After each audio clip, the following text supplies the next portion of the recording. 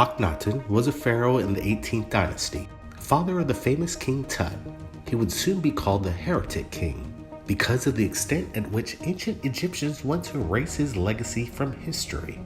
Because of this, very little is known about him, but what we do know about him makes us wonder who or what he really was. Let's begin with his appearance. First, unlike every pharaoh before him, Akhenaten chose to have himself depicted the way he actually looked. And we have to admit, his appearance is remarkably strange. Almond-shaped eyes, a pot belly, spindly limbs, and an elongated skull. His look was a stark contrast to every previous pharaoh before him. They chose to only have themselves depicted in top physical form. Akhenaten soon turned Egypt on its head by creating the greatest act of heresy that Egyptians had ever known. Akhenaten proclaimed that the Egyptians would no longer believe in a pantheon of multiple gods, but would now worship only one god. Because of this, it's been speculated that Akhenaten and the biblical Abraham might be one and the same. However, Akhenaten did not truly believe in monotheism, the belief in one god. He absolutely believed the other gods existed, but decided that they would no longer be worshipped, but all worship and prayers would now only belong to one god, the Aten, or better known as the sun. Everything about this pharaoh was different, all the way down to his DNA. Stuart Fleischmann, assistant professor of comparative genomics at the Swiss University in Cairo, and his team have recently published the result of a 7-year study that mapped the genomes of 9 ancient Egyptian pharaohs. 8 of the pharaohs sampled were completely normal, but the 9th sample taken from the tomb of KV55, believed to be Akhenaten, was highly unusual. Fleischmann and his team subjected the precious samples of ancient DNA to a process called polymerase chain reaction, PCR. In the field of molecular biology, this technique is often used to replicate and amplify a single copy of a piece of DNA, giving researchers a clear picture of someone's genetic fingerprint. A small fragment from the brain tissue has been the source of the DNA sample, and the test was reported using bone tissue, but the same results were obtained. One of the culprits' name was the CXPAC-5, which is responsible for cortex growth. It appears this increased activity in Akhenaten's genome would suggest that he had a higher cranial capacity because of the need to house a larger cortex. But what mutation would have caused the human brain to grow? Telomerase, a genetic enzyme, is only expanded by 2 processes: extreme aging and extreme mutation. Genetic and archaeological data suggests Akhenaten lived to be about 45 years of age. This is not nearly enough to consume all the chromosomal telomeres. This hypothesis is also backed up by the fact that electron microscopes analysts reveal signs of nucleatic cicatrix, which is a telltale sign of DNA helix healing after being exposed to strong mutagens. Results of the osseous tissue sampled from the skull of Akhenaten, it is far denser and fundamentally different from other mummies of the same age and period.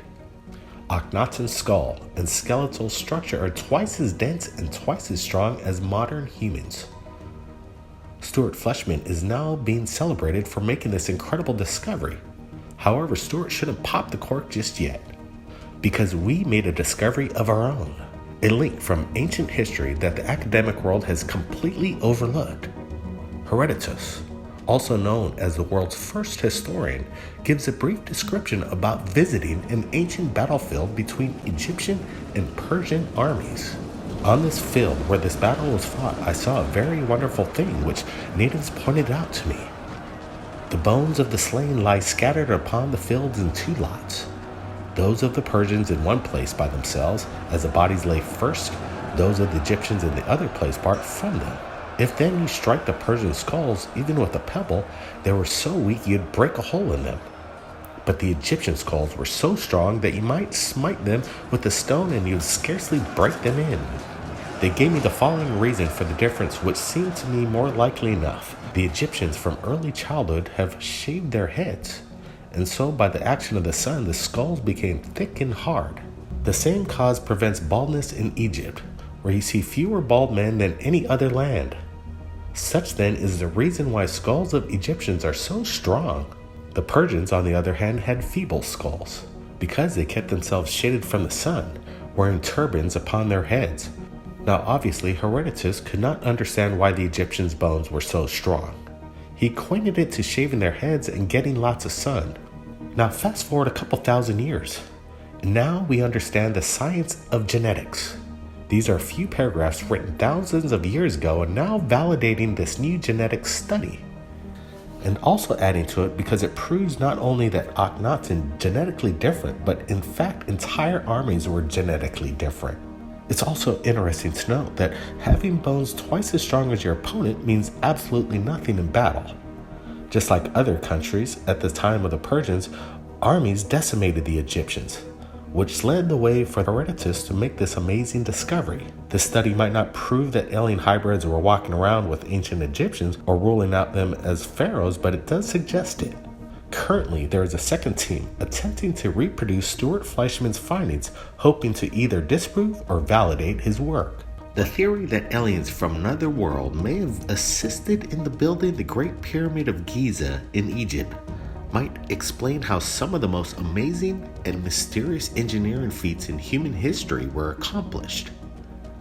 Moving massive stone blocks and assembling them into something so colossal and precise seems like insurmountable task even today.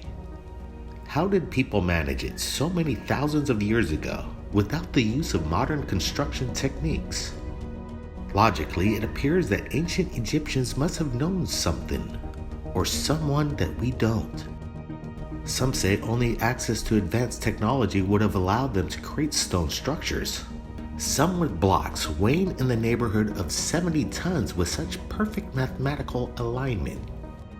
Then again, maybe we aren't giving them the respect they deserve.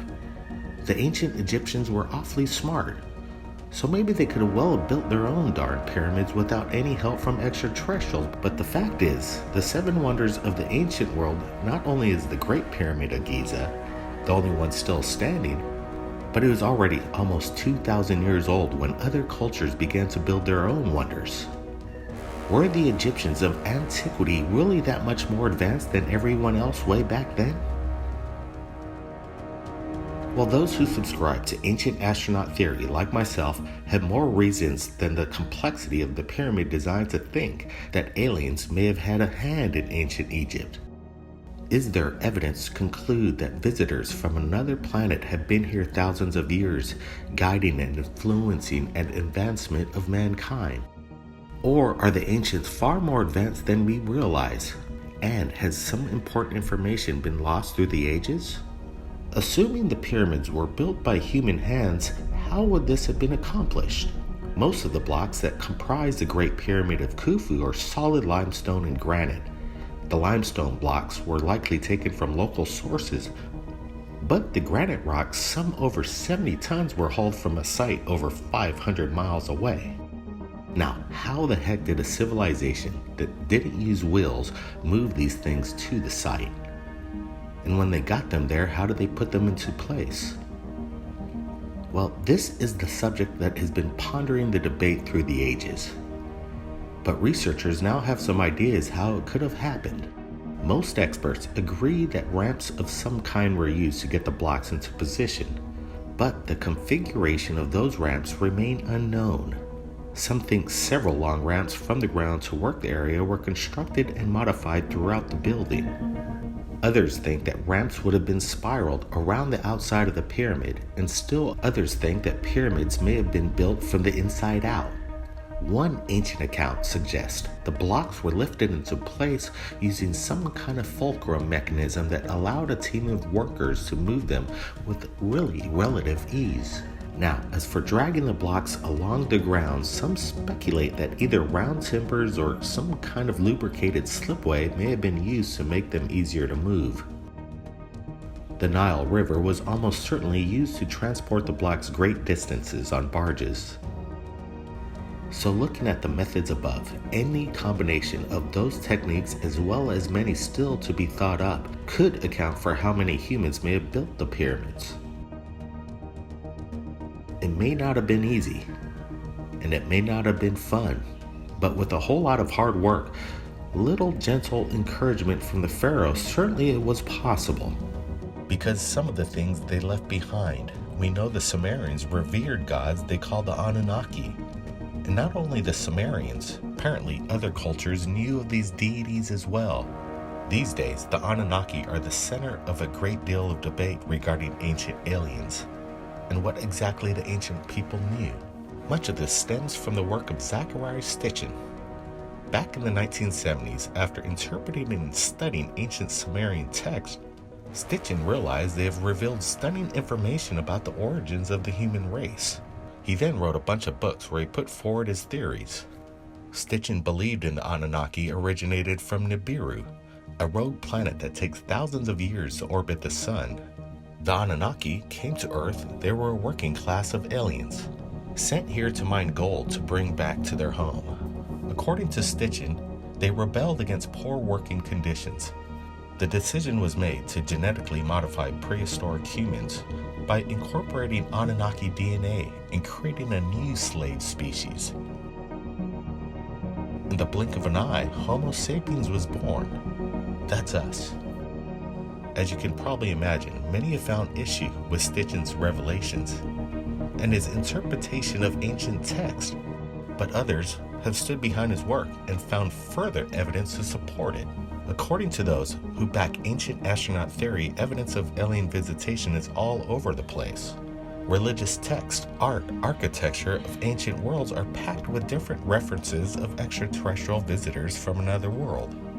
Surely if aliens had been here before, they would have left evidence of their presence. Well, the proof may be in the pyramids themselves. It's easy to think of the pyramids only as giant block buildings, but in reality there are much more than that. Even more amazing than their construction is the hidden details of their structure. At first that might sound about right until you realize there are about 2.5 million blocks in the pyramid. Which means if crews worked 10 hours a day, a block had to be put in place every couple of minutes.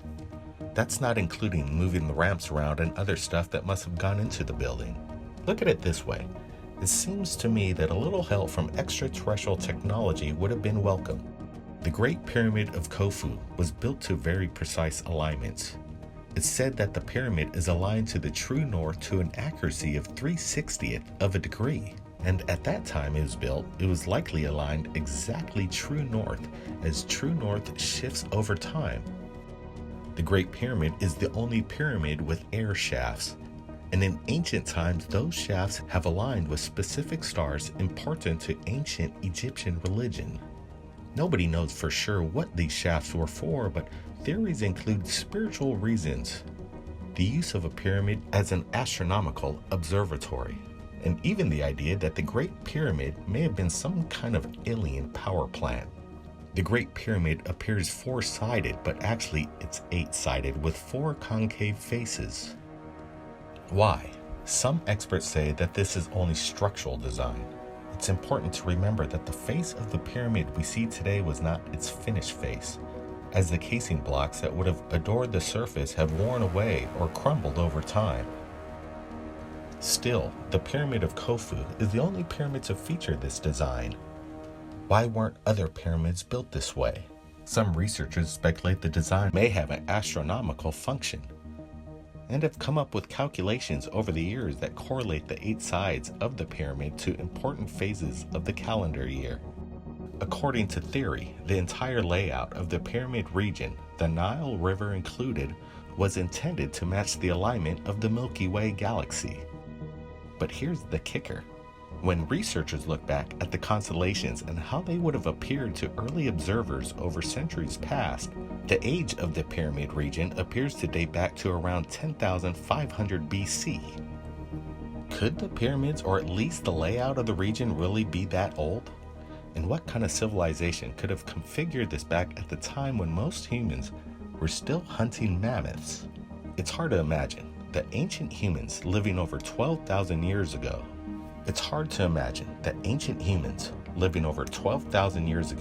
would have possessed the knowledge or technology to build such elaborate structures. So could they have had help? Egypt isn't the only location where you'll find huge, impressive pyramids. pre-Columbian South American cultures built pyramids on the other side of the world. Sumerians built pyramids, and even some Native American cultures had pyramid-like structures. Why and how did so many diverse cultures from different areas from the world find it necessary to build similar structures? We could come up with a handful of answers for this. Number 1, pyramids are simply sturdy. They're also a universal design. Pyramids have a symbolic point skyward, and a wide base on Earth and an apex in the heavens. It's not a great stretch of mind to understand why this might be important to various people throughout history. It would also not be surprising that multiple cultures would reach the same conclusion in isolation. Number 2, people traveled around the world in ancient times. Is it possible that ancient South Americans traveled to Egypt or vice versa and spread their ideas and culture? If true, this would rewrite the history of our world. And number 3, aliens were involved. If beings from another world influenced the ancient Egyptians, certainly they wouldn't have stopped there. They may have contacted other civilizations at the same time, or later in history.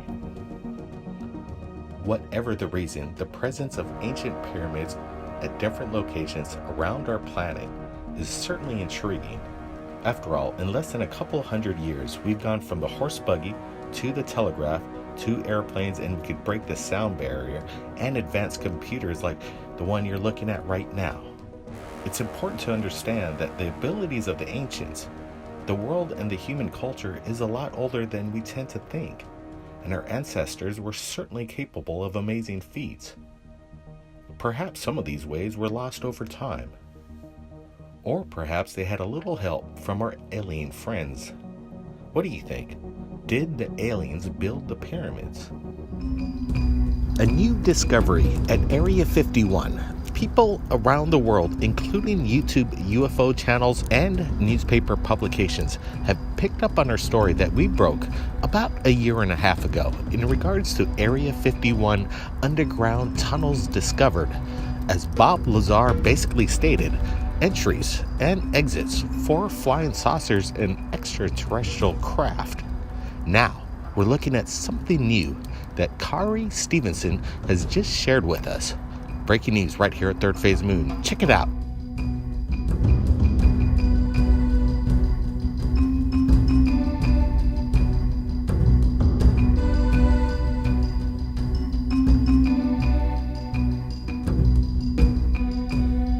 We're looking at this Google image just come into us right here at Third Phase Moon in regards to a possible new underground tunnel that could access Area 51, if not S4 itself.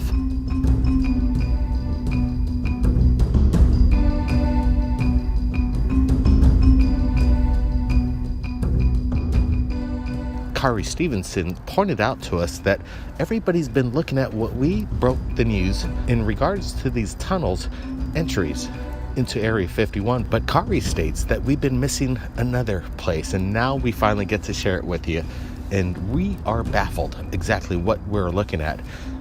Good eyes, everybody from around the world, including Kari, who's sharing this right now, wrapping it around with 3D and trying to get a make out of how large this tunnel or entry into Area 51, if not S4, is. Brent's with us. I want to get his thoughts. Yeah, I like the way Groom Lake and the whole area of Area 51, everybody's been keeping an eye on it and been doing research on their own on Google Earth. It's such a large area, and every day there seems to be new discoveries. We like what we're looking at here. I notice it looks like a carving, a structure around a tunnel with even gates, bars on top of it. I'm wondering if these bars are retractable for an entrance of a flying saucer or some sort of secret space program. Absolutely. And when you look, there are roads and accesses to this tunnel itself, and I'm wondering if it's a hole that would shoot out straight up, or it's kind of embedded within the hill itself. Like a truck could drive in, a flying saucer, an aircraft could actually exit this and enter this at the same time without obstruction. This thing is quite large.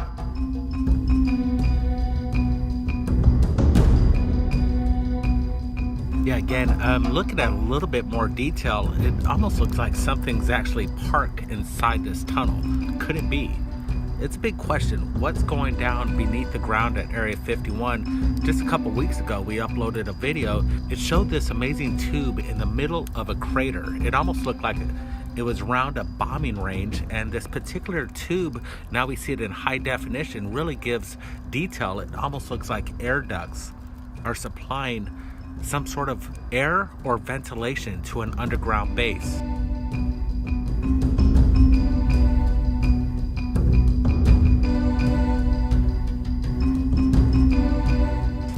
Is it all connected? Absolutely. Now we have 3 different sources. From the discovery we broke the news on a year and a half ago, and the community's talking about it, and that's great. UFO channels are picking up on the story and getting the word out, and that's what we want. But right now, we discovered, again, the ventilation system embedded within a crater, and now, today, for the first time, seen for the first time on YouTube, right here at Third Phase of Moon, is an incredible other entry into the forbidden underground base known as Area 51, and I got a feeling S4 is connected, intermingled beyond underground tunnels that lead to one another.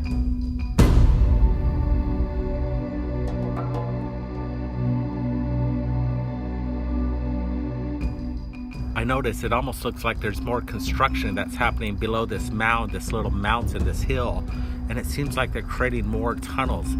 Is this more access points to S4? Also, we want to compare both tunnels. There is these 2 entry points embedded into the mountain that we broke the news about a year and a half ago. But you compare it to this one. This one seems fortified, almost like it was built with fortification of concrete infrastructure. This thing is heavily engineered.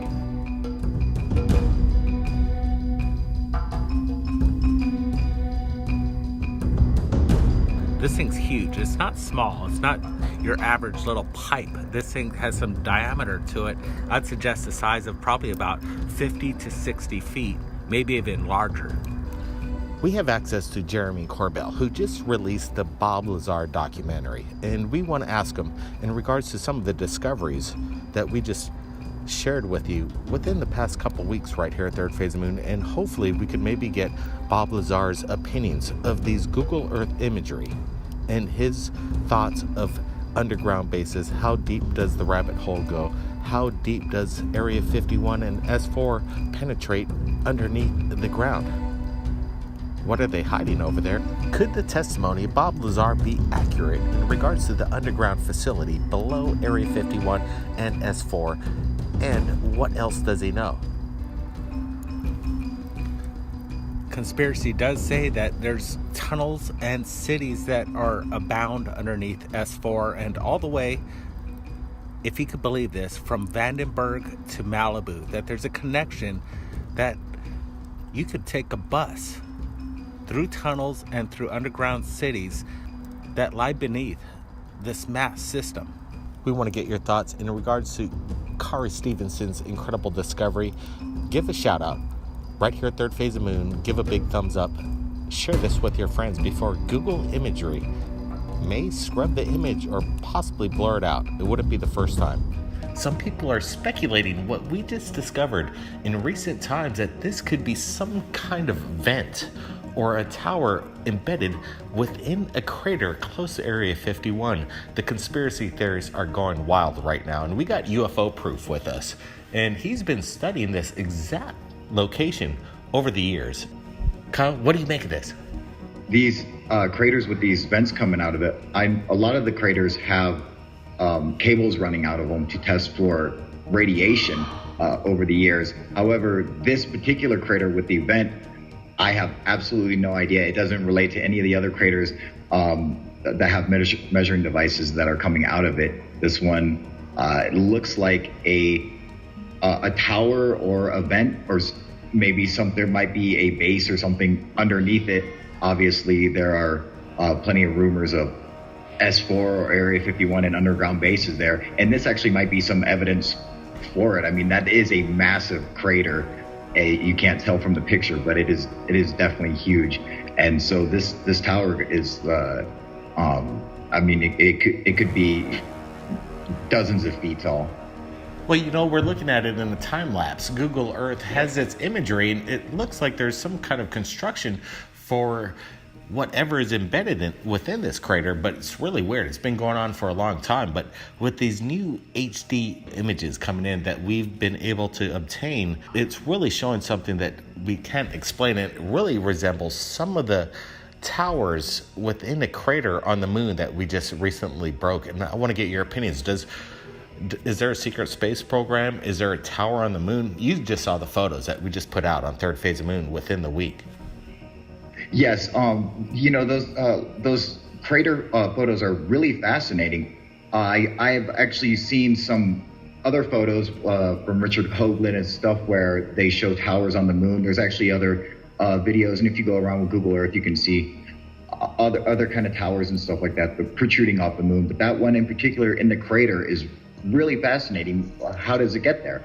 I mean, if a meteor impacted into the moon, there shouldn't be anything in the center of the crater. But there appears to be something there. So, I mean, how does that form naturally? I have no idea. Secret space program, it's far-fetched. I seriously doubt that. But as for a natural phenomenon, I don't have an explanation for it. It's quite a mystery. Well, absolutely. And UFO Proof is out there looking for the truth. And right now, some of the evidence that we've just been seeing over the past week is almost proving, in my opinion. Well, it has proved, in my opinion. I don't know what Kyle has to say, but there is a secret space program, and whatever was embedded on the moon within the crater definitely resembles what is going on in Area 51. You got to say, the similarities are astounding. They are. All right, we got Brent Cousins here. I want to get his opinion. Go ahead, Brent. Yeah, we noticed Area 51. It's a huge bombing range. A lot of nuclear explosions that were created back in the 40s and 50s, testing ranges. A few videos coming in from Moscow. We got one coming in from India and Dublin, Ireland, including some kind of rare phenomenon. We're going to get into it, but let's start out with this one. Coming in from India. Some residents have said that we need to take a look at this very bizarre cloud formation on top of a cloud, very distinctive with its outlines. We've seen the video and some people are claiming this is legit. There's no CGI involved, and it really reminds me of the movie Independence Day. We're going to add some brightness contrast to the original photo and look at the Independence Day CGI, and definitely it compares in reality that this could be an absolute massive mothership hidden in the clouds over India. Or is this some kind of illusion, some kind of just shadow effect, just due to the cast of the sun on the clouds itself, creating some kind of black shadow? I want to get your thoughts. What do you guys think it is? Because on the ground, you could hear the people basically in panic. But in my opinion, you would think that there would be multiple sources of videos. So far, we only have this one. In my opinion, this possibly could be legit video. But then again, it could be some kind of an illusion. But if this is an actual craft, a mothership hidden in the clouds itself, this craft would have to be massive, possibly about 3 football fields in length. Whatever it is ominous indeed, and I'm glad we got this video, and hopefully there's more videos coming out of India in regards to this phenomenon. I want to get Brent's opinion. Yeah, you could hear the people on the ground. They think that something's actually happening in the sky. I do believe that this is actually legitimate video. I'm thinking they're looking at something that they really can't explain. I look at this as something that you would see during a sunset. We see a lot of these in Hawaii, and some things look like other things. If you have an open mind, you'd probably speculate that this is probably more so an illusion of light and color and distortion of the clouds, rather than it being an alien invasion of a huge craft the size of, I would say, a couple miles. Absolutely, Brent. It could be a shadow, but then again, it has a spherical black shape with very distinctive outlines. We're going to put it out there. We want to get your comments below. Now, let's get to this one. We've heard of the phenomenon of HAARP and weather manipulation. Could this be the video that we've all been waiting for? More thoughts coming up.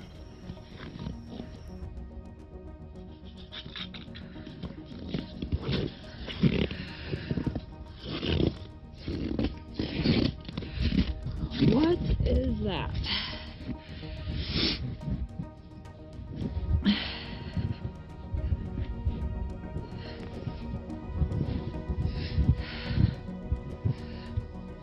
No clouds in the sky. We just got like 12 to 14 inches of snow here in North Dakota. Very odd.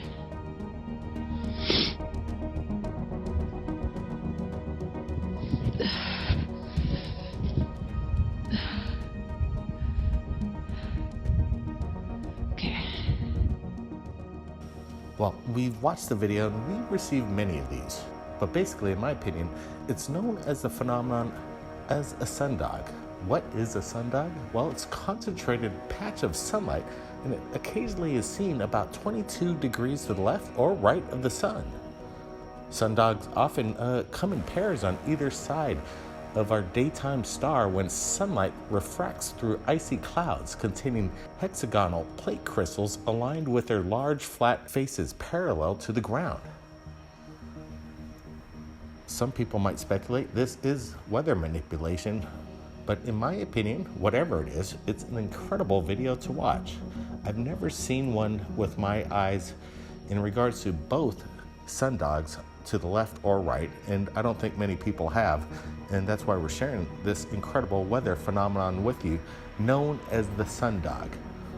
Is there any questions whether this is heart manipulation or not? Well, sure.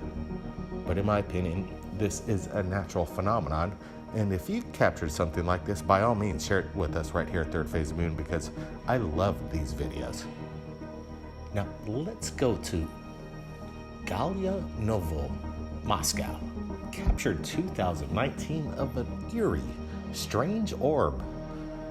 Some kind of spiritual being or interdimensional being? That is the question. Watch this video. Let me know your thoughts.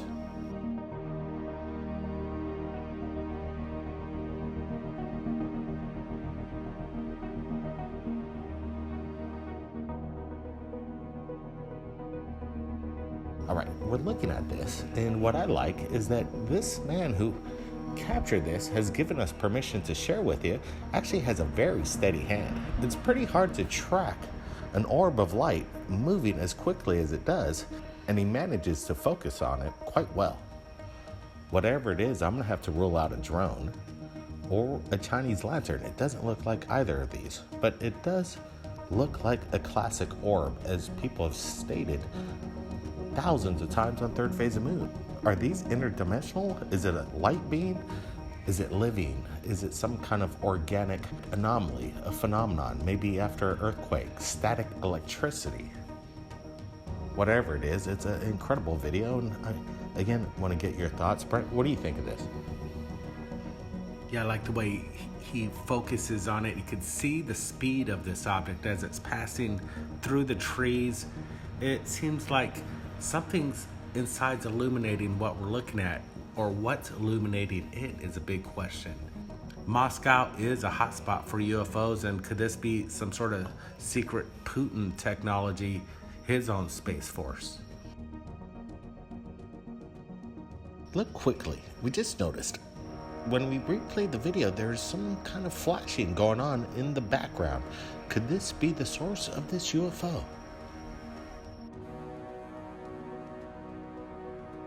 This thing's not making any noise. It's not a major airliner, and it is very consistent with its light source. So whatever is behind it has a consistent energy, as people would speculate a spectrum of light that comes from a power within, something not of this earth. I want to share with you this one, another video from Dublin, Ireland. A strange, eerie blue light caught in the sky.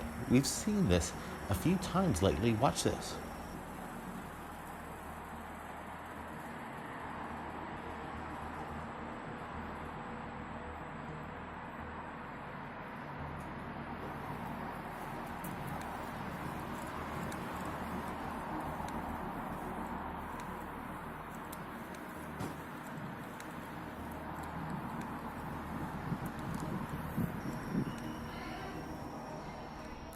Recently, we've had some videos come in last week of a phenomenon in New York of a strange blue, massive light fluctuating over the skies. And let me tell you, it was a big event.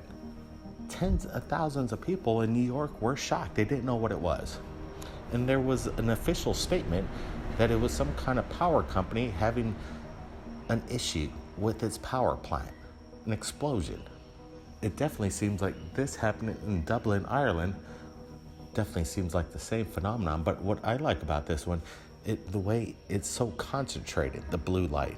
Is there something within the clouds itself? Physicists want to build an even more powerful atom smasher at CERN.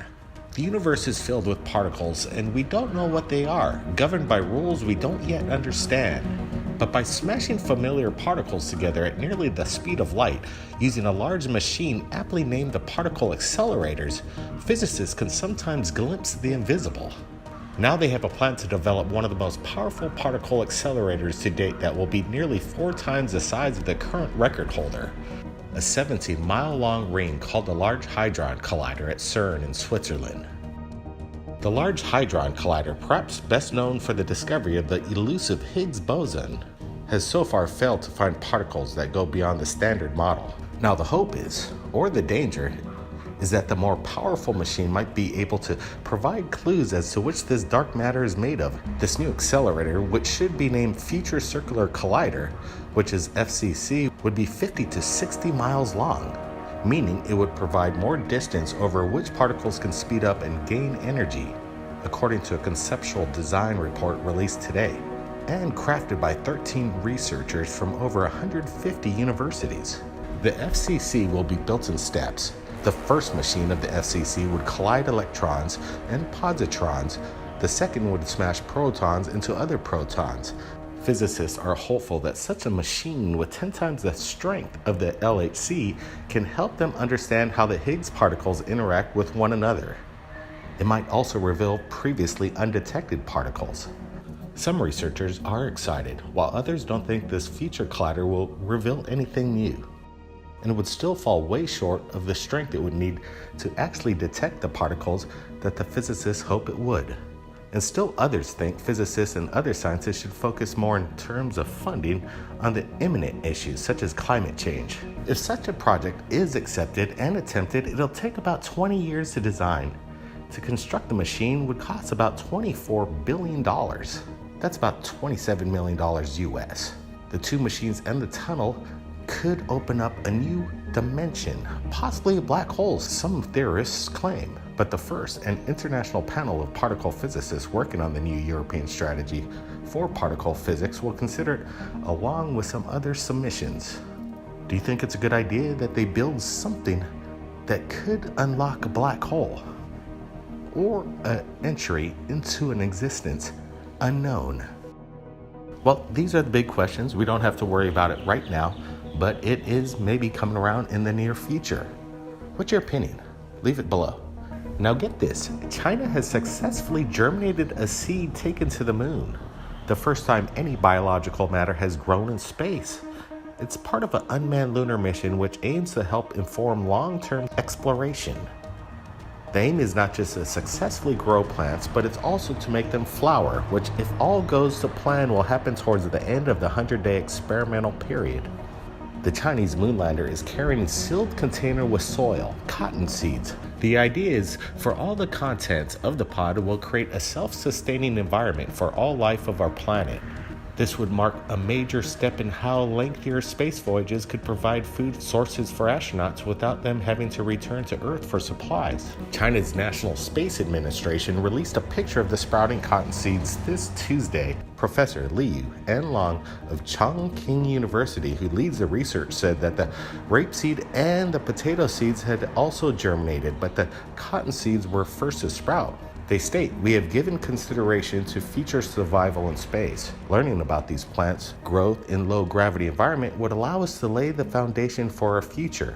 Establish even a space base," Mr. Liu said.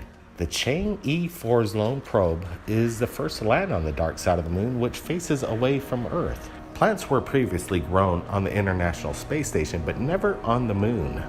The South China Morning Post said the aluminum container known as the moon surface microecological circle, which weighs just about 3 kilograms, the container is designed to maintain a temperature between 1 and 30 degrees to allow natural light and feed the plants with water and a nutrient solution.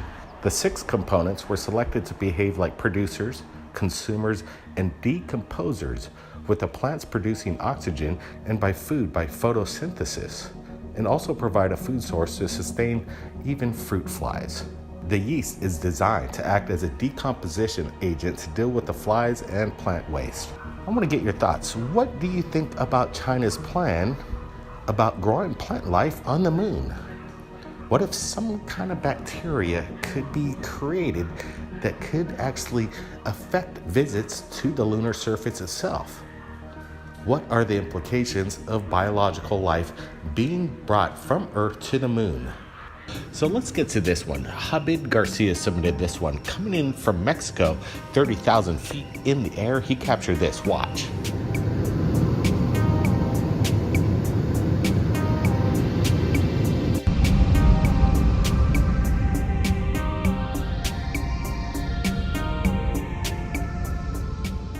All right, this was captured April 29th, 2018. Habib Garcia states this. At first he thought it was maybe flashing lights from the plane, which makes it look like it's pulsating. But after watching the flashing lights from the plane compared to pulsations of the cloud, it made it very clear that it was from different sources. He wants to make sure exactly what it was captured, and we're going to be supplying the original link. And again, we are looking at this, and right now, we have no explanation exactly what this is. We've been doing some research, looking for some kind of forest fires within the area over Mexico City, and there are none. And I don't think Mexico City is lighting up the clouds in this formation, in this way. It does not make any sense. He said he was on a flight from Monterrey, Mexico to Mexico City, about 30,000 feet in the air, and now we are looking at this incredible glow of pulsating orange lights. It almost looks like there might be some kind of mothership hidden within the clouds. What's your guys' thoughts here? So we have Habib Garcia's video right now, and we're going to replay it. We're going to add some brightness contrast. And again, we are about 30,000 feet in the air. What could actually cause this bright contrast, this bright glowing orange, amber, red in the clouds? It's almost, as it seems, as I said earlier, a mothership in the clouds. What do you think, Brent? Yes, this one's very cool, Blake. I like what we're seeing here. I know that there's been a lot of activity in Mexico as of late. Actually, in the skies, we have ground level shots of communities looking up and seeing these actual red glowing phenomena. The red glowing phenomenon that's lighting clouds up. Like you're saying, they do look like motherships to me, and it's very unexplained. We don't know what it is. It almost looks like, when I fly over here on the Big Island, a volcano, but there's no active volcano over Mexico City. What we're seeing here is a phenomenon, Blake. Yeah, we do have the Colima volcano in the Mexico region, and it is active, but it's not spewing red lava. It's not erupting like you would see right here on the Big Island, red lava flow. So again, there is something really, really weird going on in the skies. And Habib Garcia actually contacted us within the last few minutes here, and he gave us permission to share this with you. So I'm really happy that we are able to share this incredible video coming up from 30,000 feet in the air, April 29, 2018. There is something very strange going on, and again, we have no idea what it is, but some people are speculating it's a big mothership hidden within the clouds, and it definitely looks something right out of a Close Encounter movie or Independence Day. Yeah, whatever's happening there, Blake, it would take tremendous power to create that kind of illumination in the clouds. It's not a city. I've flown over cities with clouds illuminating, but it doesn't look anything like this. This looks concentrated, like something's actually hiding. But it's not hiding, it's showing itself with this immense glow of light. Absolutely, Brent. An intense light indeed, and what is the source behind it? Well, that's the big question, and we want to get your comments below. Where is this light illuminating from? Or is it something solid hidden within the clouds? We're not exactly sure. That's why we're sharing it with you right here at Third Phase Moon. And make sure you subscribe, hit that notification button for live updates when we break the news as it comes in. It gets kind of wild around here sometimes. Keep your eyes on the skies, everybody, and if you capture anything amazing in the skies, upload that video to YouTube and copy-paste that link to my email below. Everybody, be safe. We'll see you again next time.